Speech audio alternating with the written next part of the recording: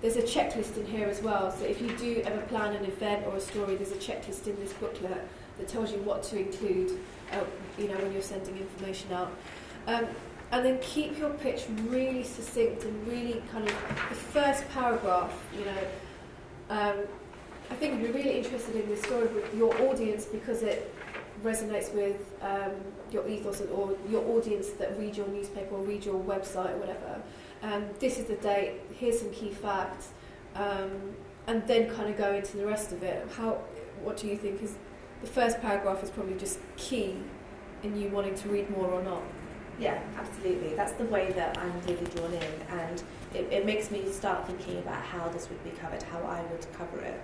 And also I think that when you have those really grabbing first sentences, it makes me think of a number of different angles that I could cover it. So I'm looking at one story thinking, okay, it could potentially work for this, this and this. So I think you have to think quite a lot about that. Okay. And how do we get that knowledge? Like the average person is not going to necessarily know that what's the average male reader, or what is the average, the Daily Mirror reader, or who reads the Metro.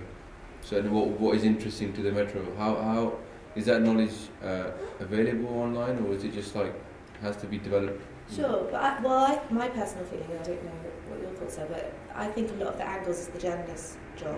So it's my job to think about how that story is going to be told. So I think what's even more important than that question really is whether I'm going to have a quick back and forth. Because if someone is saying, I want to do this piece about a festival that's taking place, I might want to do something about, something hit to an immigration story or something. So I would then reply back saying, this is really great, I do want to cover it in some capacity. However, do you have more information about this aspect of it? Or what are your thoughts on this aspect of it? And if they can reply to me quickly saying, yeah, actually that's great, we do have this, we can cover it this way, then that's really important to me. So, to me, a press release is just the very first port of call. And then after that, I really want that back and forth, and I need them to be available to have a conversation with me.